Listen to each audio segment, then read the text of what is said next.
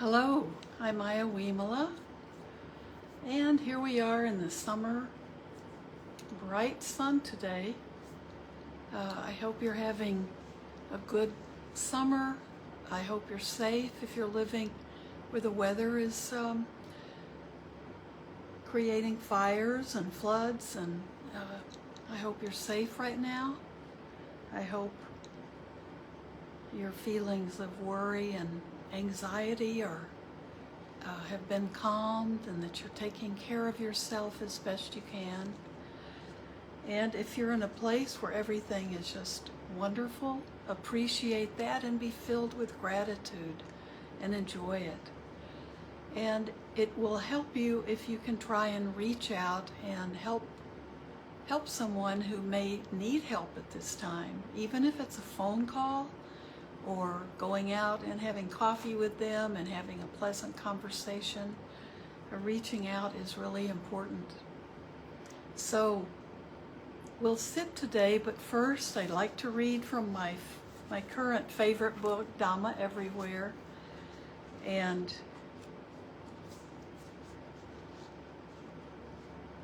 I think the advice from the section called In a Nutshell is really eye-opening. So these are short little snippets where he's put together a lot of what he's talked about, and just each one you may find something that's really helpful to you. So hopefully I'm not repeating myself too much. Sometimes I lose my marker. So this is from page 142 in the book Dharma Everywhere by Ashin Tejaniya or Sayadaw U Tejaniya. People say that it is tough to maintain awareness. Actually, it is not that difficult to have or to maintain awareness. People only think it's difficult when they don't have awareness of their preferred object. You can have awareness with any object that arises. The object is not important. It is more important that there is awareness in the mind and that you learn how to maintain it. So how do you help awareness grow? You do this by becoming skillful in the practice, knowing how to maintain the practice, and knowing how to grow in meditation. These are the marks of wisdom. There will always be contact with objects, but defilements won't have a chance to arise when awareness, stability of mind, and wisdom are strong. Your work is to be diligent in strengthening the spiritual faculties of awareness, stability of mind, and wisdom.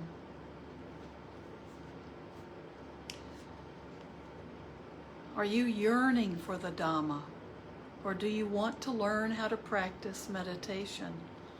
Lopa, and remember that's greed. It's really liking something probably way too much.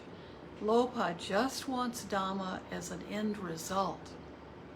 Skillfulness and right practice, however, will grow confidence, faith, and wisdom. So Lopa, that quality of wanting, of greed, just wants the Dhamma as an end result. The process is of no interest, right? So skillfulness and right practice, however, will grow confidence, faith, and wisdom. You want Dhamma, but you don't get Dhamma. Why? It's because what you are actually doing is off the mark. Something is missing or lacking in the practice, and it's not complete. The wisdom that understands how to practice skillfully is still fragile.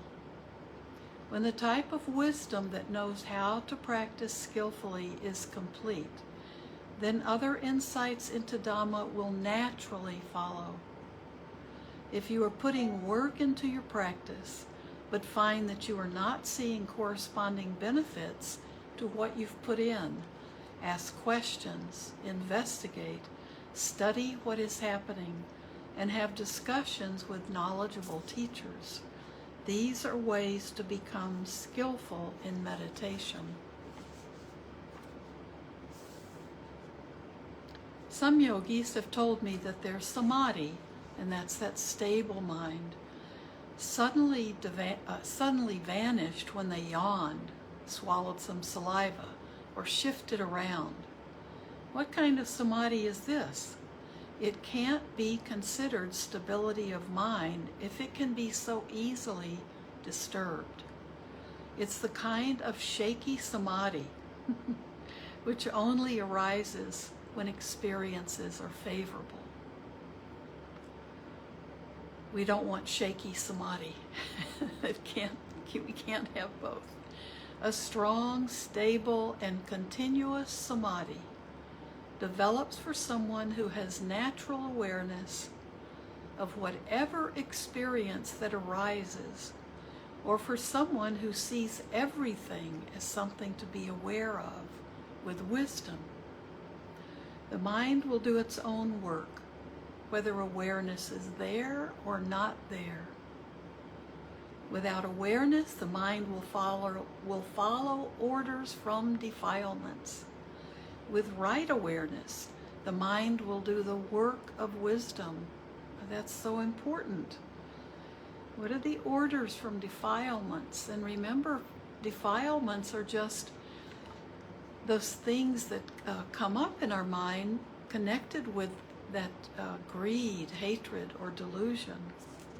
Those three poisons. So the mind will do its own work whether awareness is there or not. Without awareness, the mind will follow orders from defilements. With right awareness, the mind will do the work of wisdom. A yogi recounted that she thought she was aware while eating, only to realize after the meal that she had been eating with greed. Think about it. How could she have thought that there was awareness where there wasn't? What was happening in the mind? It is because she was not regularly checking what was happening in the mind, but only paying attention to the eating process. It's also because she wasn't paying attention to the meditating mind.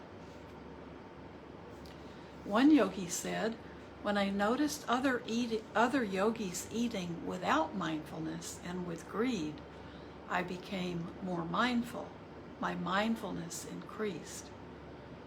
A wise person will take advantage of an experience to develop sati, awareness, samadhi, stable mind, and panya, wisdom.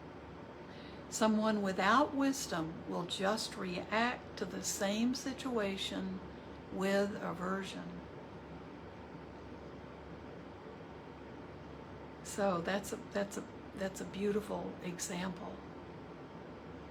Our understanding of the Dhamma will grow when we use awareness plus wisdom whenever we see, hear, or come into contact with something. It is most important that awareness plus wisdom, are always prepared and ready for any situation. It's our responsibility to take care of and develop the mind that is able to discern the Dhamma nature that is present all the time, everywhere.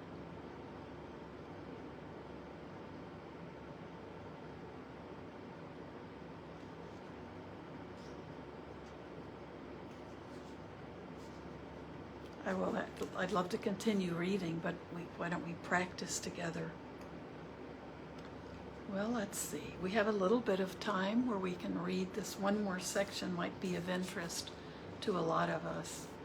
So, how do you sleep? Here, I'm not asking whether you sleep on your stomach, side, or back. I'm asking about your mind.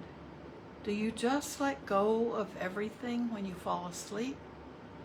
Are you thinking? Are you aware? I sometimes like to ask yogis what my teacher used to ask me. What is the last thing you were aware of before you fell asleep? Or what were you aware of as soon as you woke up? This is meant to show you how you should be practicing up to the moment you fall asleep and beginning again as soon as you wake up. Up to the moment, I'm reading that sentence again, how you should be practicing up to the moment you fall asleep and beginning again as soon as you wake up. It means that except for when you're asleep, every moment is a time for meditation. When you wake up, do you realize that you are awake? When do you first realize that you are awake? Do you really know at that time? Of course, yogis wake up, but they don't realize that they've woken up. Many people will just start to do things around the room without realizing that they're awake. Sati, that mindfulness, has not yet come in. Some people may realize that they're awake but forget again. They only become aware once again when they arrive at the Dhamma hall. So here's a suggestion. As soon as you wake up, don't start doing things just yet. Sayadaw U Jotika gave this idea to consciously breathe in for 4 or 5 minutes when waking up. The mind will become more alert. Make sure not to do it too softly, or else you might fall asleep again. Then, with awareness, get up, walk, or do what you need to do. Whatever you are aware of is okay, so long as there is awareness. That's a good habit, to just stay in bed and breathe that 4 minutes. Being awake as you wake up.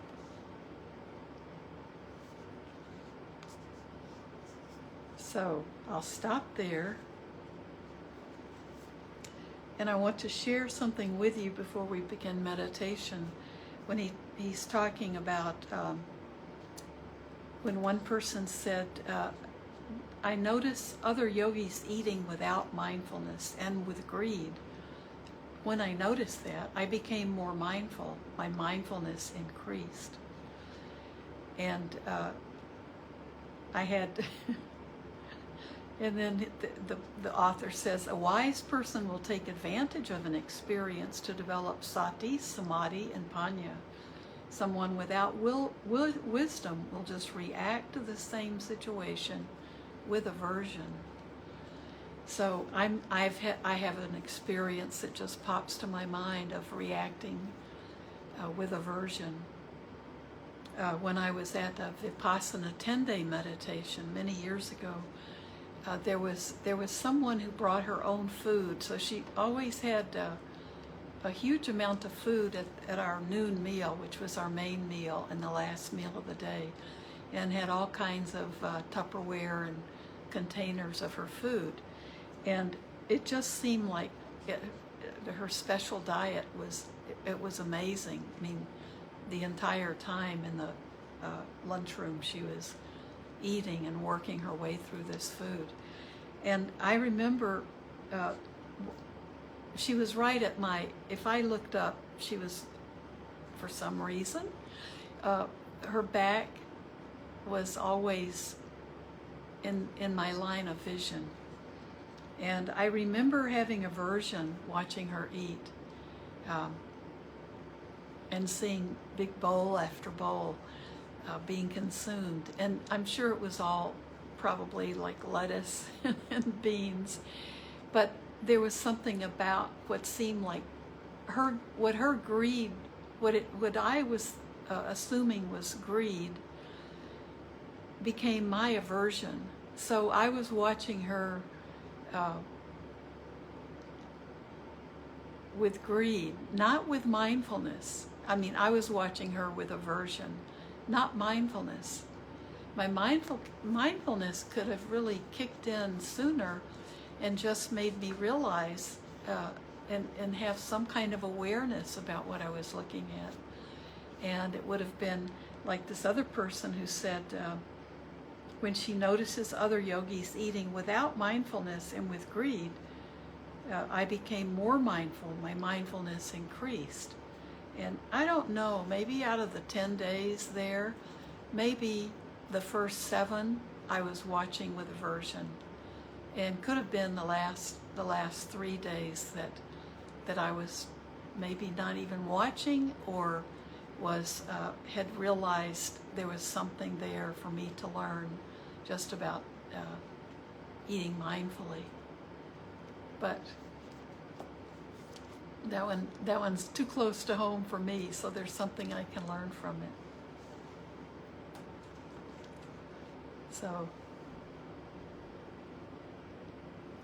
now, why don't we practice together? It's Friday. I'll see you again on Sunday, but a weekend is coming up, so we have lots of opportunities probably to be aware. And remember, the objects don't matter. We don't have to be in a beautiful environment and on a lovely retreat where there are gardens and statues of the Buddhas and Bodhisattvas. We can be at work, we can be busy in the kitchen or doing laundry, and there will always be objects for us to have as objects of attention. It's all what we're doing with our mind with it. So we can be creating aversions where there's no need to be, or we can be being mindful. So we can create distractions for ourselves anywhere.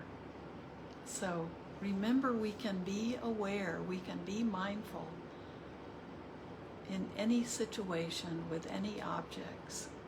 And we can be interested and curious and exploring. It doesn't have to be grueling hard work. It's a way of seeing everything as teachings for that awareness and wisdom to come together. So now just be aware of your body breathing, getting into your meditation posture. What we're really doing is allowing our mind to begin to calm down just by assuming that position or even that attitude that we're going to sit now. We're going to be with ourselves.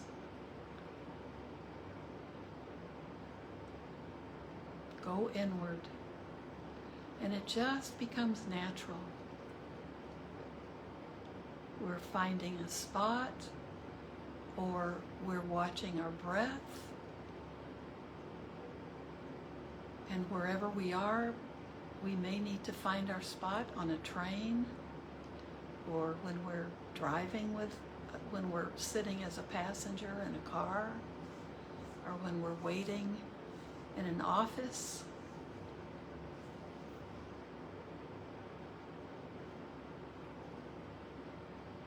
Sometimes we have to take these moments of being with ourselves, maybe scattered throughout the day, maybe not for as long a period as we would enjoy, but it's what we have. If we have, say, a very busy day or things come up, but still take those moments with yourself in silence, please.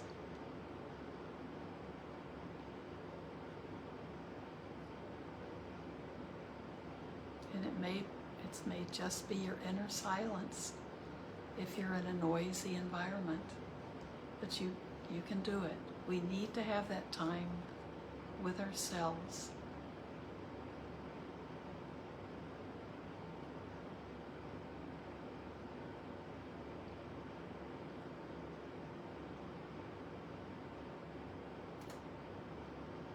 So be aware of your body breathing. Let that be your anchor.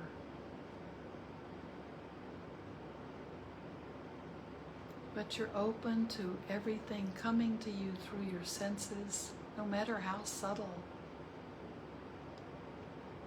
Even if your eyes are closed, even if you're in your very quiet place.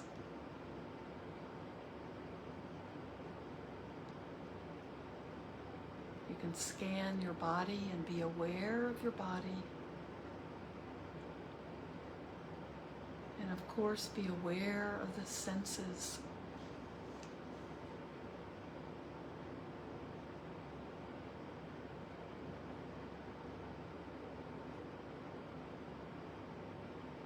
Even with eyes closed, there's light. There may be flickers of your eyelids opening, or you may just have your eyes downcast.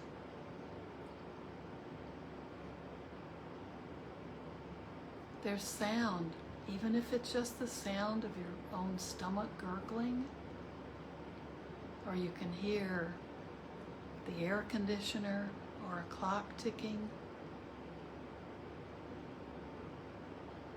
There's always the body contact. You feel your hands or your arms on your upper legs if you're sitting. You feel any breeze or air touching your skin. You're aware of temperature. You're aware of comfort or a little discomfort.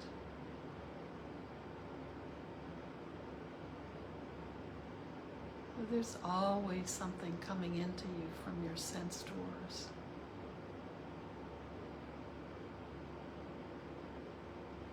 All of this can be the object that you put your awareness on.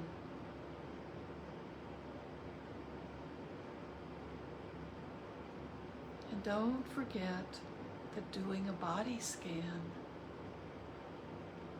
can give you so much information.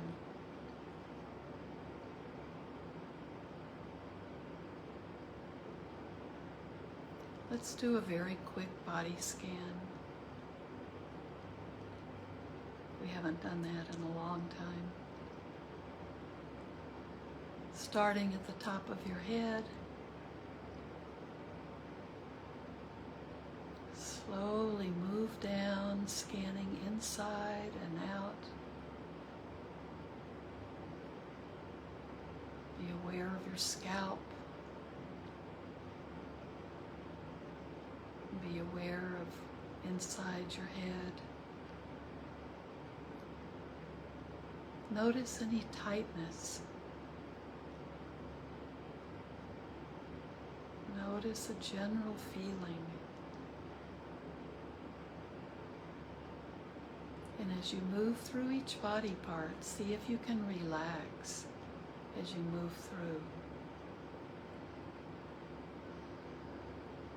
Let your exhale help you just release tension. Moving down through your head.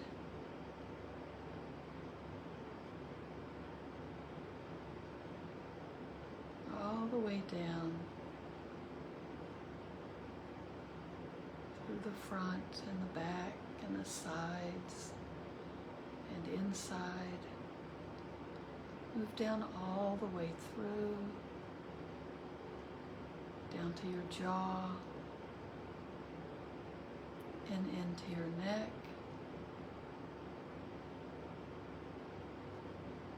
Lots of pain, lots of tension in our necks. So be sure you practice moving around and stretching your body. Move into your shoulders, both shoulders.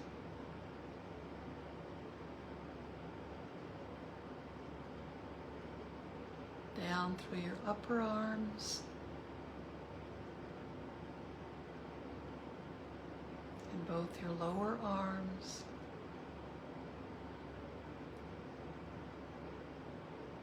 Just remember, even in your arms, to release tension. Relax. Move into your hands. Be sure your palms are open, either face up or face down, so you can relax. Let go of any clenching you feel.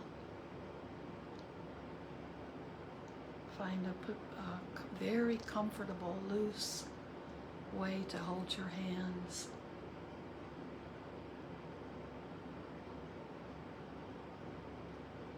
Be aware of your palms and then all through your fingers.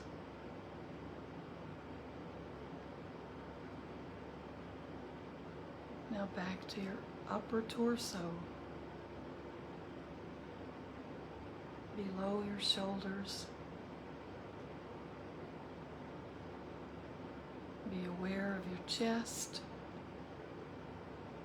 and your spine and those shoulder blades.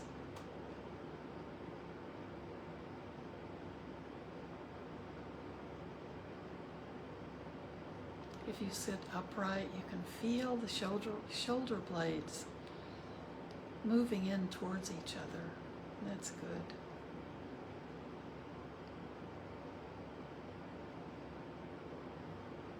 Be aware of your lungs breathing, feeling that in your chest.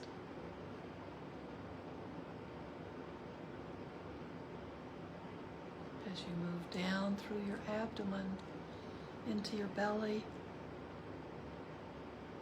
again you can feel your breath.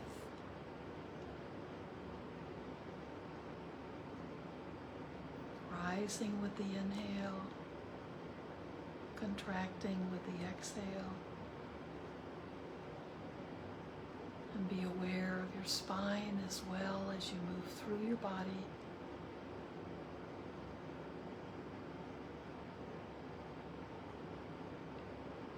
Now move into your pelvic area. Be aware of your sitting posture here, how it feels. Do you feel comfortable?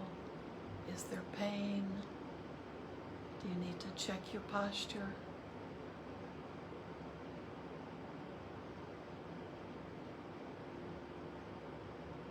Now move into your upper legs.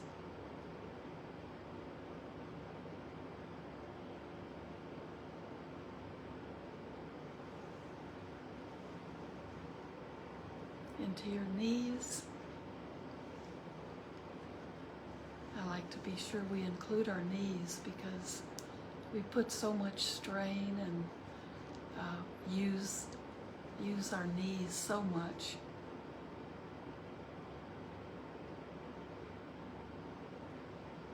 Now down into your lower legs, your shins in front and your calves in the back. Those strong bones.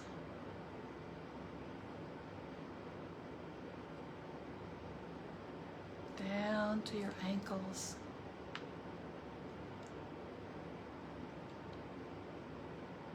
And then into your feet. Again, a lot of bones in these areas. In your ankles, in your feet, and into your toes.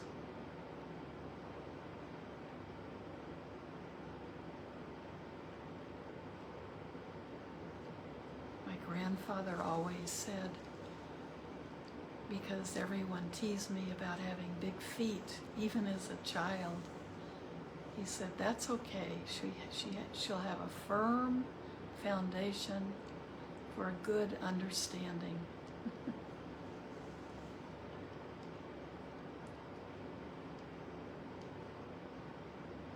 So be grateful to your feet. They support us. They can be our firm understanding.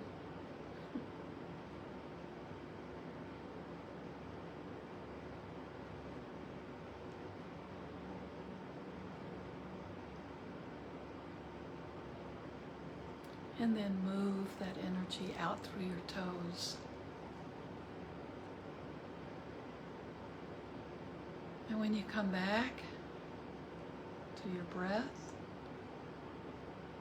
see if your body feels differently, if you're holding it differently.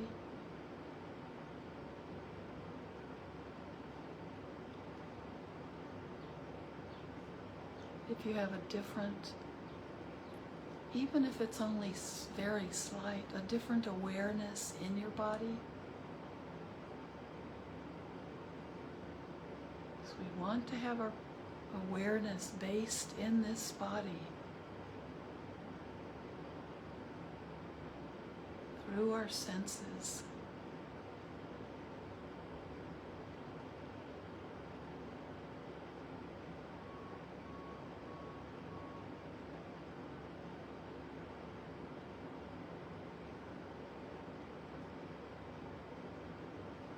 Now, if you can, keep sitting.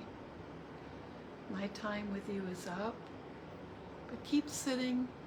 You might want to practice metta for yourself, for your loved ones, for every other being on the planet and in the universe.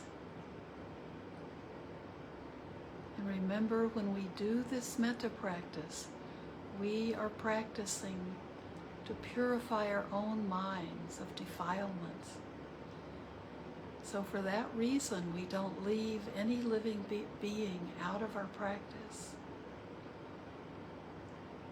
We include our difficult people. We include challenging, maybe entire nations that we feel challenged by. We include everything that, every animal that we may be afraid of.